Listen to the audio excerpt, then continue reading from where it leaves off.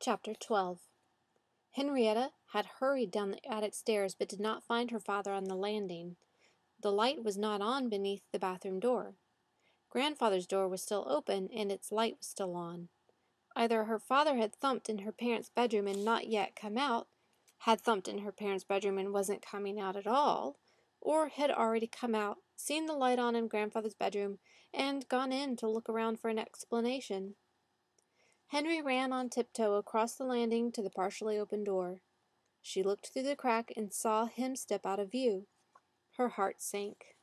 She knew that her chances of ever being allowed to keep Grandfather's journals and key had just disappeared, but she was a bold girl, so she braced herself for the necessary conversation. Putting a smile on her face and squaring her shoulders, she stepped into the room. She didn't say anything. Her mouth fell open, but not in any useful way. She was looking at the back of a small, old, if the white hair drifting out over his ears told the truth, mostly bald man. He was wearing the type of jacket she associated with old men. It was brown plaid and had badly sewn patches on the elbows. He was looking at the bookshelf, fiddling with the spines of the older-looking books, and muttering something under his breath. There is no known protocol for how young girls ought to behave when discovering small, older men puttering around in an already mysterious bedroom. Henrietta did her best. "Excuse me," she said softly. Knocking several books to the floor, the old man spun around. His face was small for his head, and he was holding one lens of a broken pair of glasses up to his left eye. He stared at Henrietta for a moment. She tried to smile. Then he dove to the floor more quickly than Henrietta would have thought possible. Henrietta started to ask him if he was all right, but he opened the cupboard door at the base of the bookshelf and began slithering in. "Hey, wait!" she said. "I just want to talk to you." She jumped over and grabbed his foot. He kicked her in the stomach and she pulled his shoe off. She gulped air and sat down hard on the floor, watching the old man's feet disappear into the cupboard. Henrietta hesitated. Another magic cupboard, and in her grandfather's room. An old man. Her chances for answers had crawled away. Henrietta dropped to the floor and felt her way into the darkness. As her feet disappeared, Blake entered the room. He, more than Henrietta, was aware of the risks he took, though his cat mind did not assess them. He ran straight into the cupboard at a speed only one of the local coyotes had seen, and Dottie wouldn't have thought possible. He could see Henrietta's feet, and then he could not. The wooden back of the cupboard flicked into place, then disappeared again. Blake hit the darkness and felt the ground rise before emerging into long grass and sunshine. He did not need to look around to know that Henrietta was somewhere else. He turned and tried to push himself back down through the crack in the tree to the cupboard. The way had shut behind him. Blake was a wise cat, and he did not waste time worrying. He did not know how. He walked to the stone, leaped onto it, and stretched out in the sun. Henrietta froze. The music of violins, cellos, and strange-sounding piano, like its strings were being plucked rather than hammered, came through the walls around her, filling the small, dark space where she crouched. And voices. Laughing voices. She was still in a cupboard wider and deeper than Grandfather's. She sneezed. A cupboard full of dust and cobwebs and, if she could believe her hands, a lot of dry mouse droppings. She pulled her knees up under her, hunched over with her back against the low ceiling, and felt around for the door. 2 feet in front of her, and a little to one side, she found it. Henrietta only meant to open it a crack, but the door swung open easily when she touched it, and left her blinking at all the light and noise. She looked out into an enormous ballroom, with black-beamed vaulted ceilings more than 50 feet above, a gleaming floor of inlaid wood.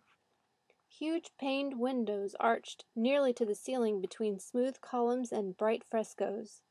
A small orchestra played from a balcony at one end of the hall, and the floor swirled with dancers. Full dresses of every one of the world's colors spun on beautiful women, no taller than Henrietta. The hair on the women was piled high and wrapped with strands of bright beads. The men all wore their hair, which was almost universally black, pulled tight and braided down their backs. They wore trousers with wide legs down to the ankles, and short coats with sleeves that flared and stopped at the elbow. Henrietta forgot the little man. She forgot Kansas. She sat, unable to move, with her mouth open and her eyes wide. She watched older men and women walk alongside the walls, eating and laughing. She watched the musicians. She stared at the ceiling and floor, at the columns and the windows and frescoes. It was the most beautiful thing she had ever seen. As her eyes ran over the dancers one more time, they stopped on one figure, a figure that she recognized. His back was to her, he was bald, and he was wearing a plaid jacket with big patches on the elbows. He was walking carefully through the dancers with only one shoe, watching his feet and setting each one down gently before he put his weight on it. None of the dancers seemed to notice him at all. Henrietta pulled herself forward and stuck her head out the small door to see if anyone was near her. As she did, the color faded and the music stopped. The people disappeared. Only one figure remained, that of the strange old man in the jacket, picking his way carefully across a floor pocked with holes and rot. Henrietta squeezed through the door, fell off a small ledge, and landed on the rough floor. Above her were the burnt and charred timbers of collapsed vaults and a gray sky. The walls were black and gray with soot, the frescoes hidden, and the windows gaped shattered mouths. "What happened?" Henrietta yelled. "Where did everything go?" "Ha!" The little man laughed bitterly. Wood cracked beneath his foot, and he pulled back. Henrietta stood up to follow him. "Please tell me," she said. The floor was solid near the wall. She started walking carefully and quickly. It was like climbing through the lofts of some of the older barns, the ones that leaned sideways and were missing roofs or walls. "Tell me," she said again. The little man turned around. "Look, what you've done already. You've mussed everything. I'm no better off now than I was." Henrietta stopped. "I didn't do this. I can't have. I just followed you." The man glared at her. "If you mean destroying one of the world's greatest palaces, one of the world's great cities, then no, that was done by bigger fools than you. You made me lose my glasses." "I'm sorry," Henrietta said. "I just wanted to talk to you. We could go back through and get them." "Not likely," the man said, but he turned around and began walking back. "And you took my shoe." "Well, you were trying to run off." When the man reached her, he stopped and looked her up and down. "I'm Henrietta," she said. "I know." He walked past her, back toward the cupboard, which was built into an enormous hutch, and he slid in with his legs sticking out. After a moment, he slid back out. "Fate is no lady," the old man said. "It's closed right back up, and here we both are. You'll want to sit in that cupboard, never leave even for a moment, and wait for it to open. Likely take me a year, but now I'll be leaving to find what home I may still have." He bent over, took off his one shoe and stuck it in his jacket pocket. He wasn't wearing any socks. Then he turned to walk off. "Do you mean I'm stuck?" Henrietta asked. "Wait, hold on, I want to talk to you." The man faced her. "Are you going to pull on my leg?" "Are you going to kick me?" she asked. "What do you want to talk about?" "Do you know how the cupboards work?" The man shrugged. "Why do I need to know? Just fiddle about with them and see what happens. It'll be good for everyone." Henrietta took a deep breath, trying not to be annoyed. "Just tell me enough to get back when I need to." "You'll not get back unless whoever's been spinning those knobs notices you're gone and is somehow able to locate where his norths were when you rode through on my feet. There's nothing you can do except spend your days leaning on the back of that cupboard waiting. Oh, I've been spending weeks doing just that in much nastier places, and the last few days as well, thanks to your meddling. When it opens, it won't be for long. You won't want to miss it. And get all your limbs through quickly. Now, I don't want to keep you. Goodbye." Henrietta grabbed his coat and pulled him back. His caterpillar eyebrows came together, and he sputtered before he spoke. "Never," he said, "have I encountered a small girl so inclined to grab an old man. Now, little girl, unhand. I'm as tall as you are, Henrietta said. The old man's face turned red and his ears turned purple. He stepped toward Henrietta, looking straight into her eyes. She let go of his coat. Could you just tell me what happened to everything? She asked. What is this place? Where did everyone go? He rolled his eyes and shook his head. Don't you know? Henrietta asked. Of course I know. It was a lifetime ago, but if you climb back into that hutch you can see me dancing, though I mostly ate sausages that night. He turned and pointed to the far end of the empty hall. Over there. You wouldn't recognize me. I was a bit of a devil. A devil? A Polonian. Handsome. Extremely good-looking. Henrietta laughed. What happened? The stars fell, the moon went out, the earth shook. However you want to put it. Everything ended for the Fitzfarren in one night. But this hutch remembers. Wood remembers most things. Henrietta looked back at the cupboard. Where did all the people go? Well, the little man said, most died. I traveled and became a librarian. Why were you in my grandfather's room? What were you doing? My cousin saw you, didn't he? Your cousin? The little weakling boy? Yes, he has eyes that can see. But I've had enough questions. The sun is setting, and I want to be far from this place before the light fades. In the dark, this place that was once alive tries to wake its memories. I have seen it try before, and I do not want to see it again. You mean it's haunted? Henrietta asked. I don't want to stay if it's haunted. The man laughed. If you ever want to see your home again, then you will stay and wait. Do you have the second sight? Henrietta shook her head. I don't know what you mean. Then it may not be as bad for you. The little man moved around down the long hutch, opening the larger doors until he found the one he wanted. What are you doing? Henrietta asked. Leaving. How? Is that another magic cupboard? The man laughed and climbed through the small door, curling up to fit. This is a dumbwaiter. From the middle of the room, I could see that the stairs have collapsed in the years since my last visit. Now goodbye to you and your questions.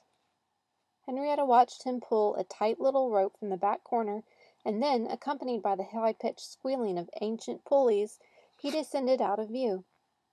She leaned in to watch him go, but he was already hidden from any light. You didn't tell me your name, she yelled down the shaft. Ah! Don't shout! It's loud in here. What's your name? Ask the sprites tonight. His voice rattled up at her through the shaft. He was almost down. Henrietta reached in and clenched the two little squealing ropes. They burned her hand, but they both stopped moving. The old man's voice rose in anger. Horrid little girl! Let go at once! Henrietta laughed and leaned back out of the echo. Tell me your name. She heard the man sigh. Eli, he said. Eli what? Eli Fitzfarren. Why were you in my grandfather's room? I was living there. Why? He was a friend, and a fool like his father before him and all his descendants. Now let go of the rope before I lay a curse on you. What really happened here? Henrietta asked. How did everyone die? Suddenly the rope glowed orange and went hot in her hand. She yelped and put her hand to her mouth. The pulley squealed as the rope rattled around it. Eli's yell poured out of the shaft as he fell. With a crack, the pulley ripped out of the woodwork somewhere inside, and Henrietta watched it fall past the opening. The crash at the bottom filled the whole hall. When everything was quiet, Henrietta stuck her head back in. She could hear groaning. Are you okay? She asked. The groaning turned into a curse. You! The little man finally yelled. You are as bad as your grandfather. He went back to muttering. It was nice meeting you, Henrietta said. Laughter echoed through the hall. Surely you can't mean it. Enjoy your evening in the lesser hall of Fitzfarren. Enjoy it, but do not eat anything. And more importantly, do not let anything eat you. Henry listened to him leave. When his footsteps and muttering had faded, she stood, chewing her lip, and turned to explore. Richard and Blake sat on Henry's bed looking around the attic room. This is where you live? Richard asked. It's filthy. I didn't like your room either, Henry muttered. He was scanning Grandfather's journal and glancing up at the compass locks. I don't know. There aren't really any more close combinations. He picked one, set the knobs, and sat down beside Richard. This is the last one. If she is not here, then I'm waking up Uncle Frank. Richard shrugged. Fine, he said. We can ask your uncle if I can stay. Come on, Henry said, and the two of them snuck downstairs one last time. Henry sat on the floor and stared at the cupboard. He was tired and he was nervous, and he was yawning again because he was both. He could die in one of these places. He shouldn't be doing this. Henrietta could die in one of them too. He should wake up Uncle Frank. I will, he said out loud, after this one, if we don't die. What? Richard asked. Henry didn't say anything. He was crawling through the cupboard. Richard watched. Lying in bed, Frank told Dotty not to worry about the thumping or the trips on the stairs. Yes, he knew Henry was up and probably the girls too. The boy's white grass, he said. Like when you leave a board in the yard, you pick it up after a couple of weeks or days even, and the grass underneath is all white and yellow. No sunshine. Only Henry's been under a board in the yard for longer than a couple of days. The girls sound like they're up too, Dotty said. They're not getting any sleep. They'll recover, Frank said, and he slept. When he woke, it wasn't because of any noise. He just felt a little funny. The sun wasn't up, but the sky was bright with the dawn. Dotty was asleep next to him.